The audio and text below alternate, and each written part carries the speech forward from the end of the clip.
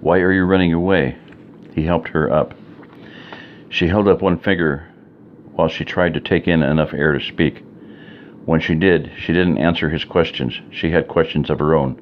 How can you be here? He told us you were dead. They all got drunk last night, celebrating. He said he saw the bullet hit you. He described it over and over again as he got drunker and drunker. He said Bullseye's first bullet missed and hit someone else, but that the second shot hit and you dropped like a rock. I didn't think he was lying. He seemed way too happy about it to be lying. Mark was shocked at this revelation. Why would Mr. Davis say he'd been hit? Mark looked questioningly at Rob. It makes sense, Mark, Rob answered, without hearing the question. You said you dropped down to the ground just as a second bullet whistled by. He must have thought you were hit. Mark nodded his head. Of course, it made sense.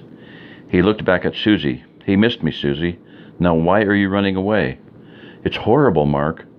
We're just property to them, assigned to this one or that one every night, and if we don't do what they say, we get a beating or worse. I'm not doing it anymore. I decided they could kill me if they caught me, but I wasn't going to do it anymore. Where's your husband?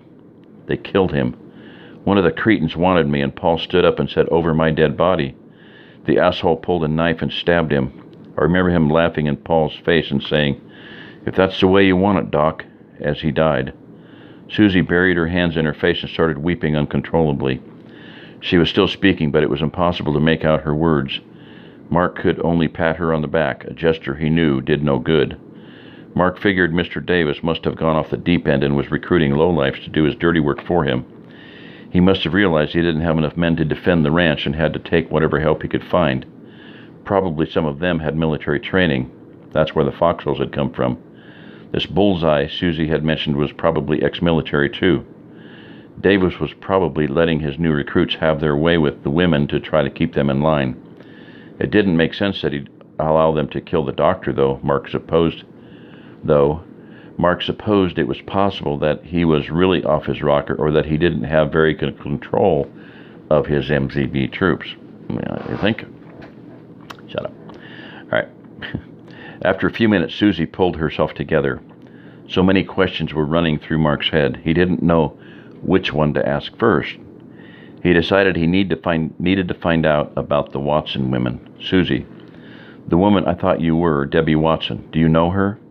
She and a bunch of other women and kids would have come with that old camouflage Jeep they brought back 2 or 3 weeks ago. Mark wouldn't have thought it possible, but the looks on Susie's face saddened even more.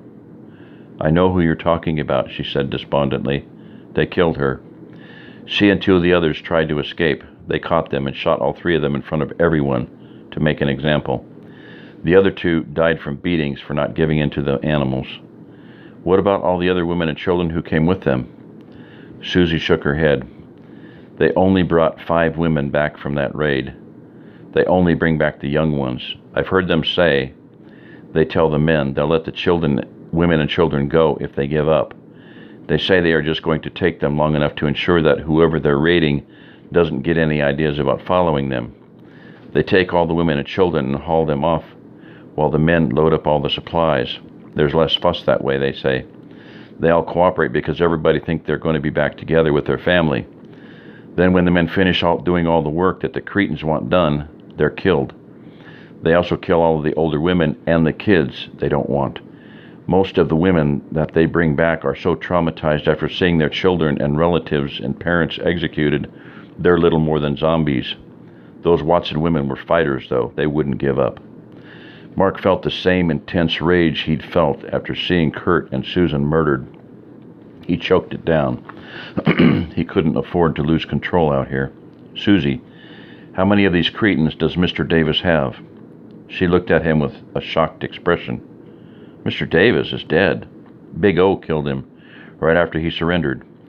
That rat bastard used the same kind of tactic on us, telling us they just wanted some of our supplies and then they'd leave. Yeah, right.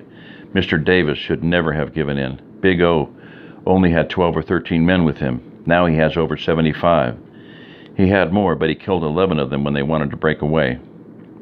Mark was a little shocked. He realized he shouldn't have been. Gunny had said the ranch was vulnerable. Mark had wanted a face to put with his hatred. and that's probably why he'd made himself believe Mr. Davis was at fault. This Big O sounded like a truly evil MZB of the worst sort. Mark started to ask more about him when he heard a horn honking. "Oh no," Susie said. "It's the raiding party coming back from one of their trips. They'll wake up the others, and when they find out I'm missing, they'll all come looking for me. Then let's get you out of here. We've got a truck and we'll take you back to Silver Hills with us."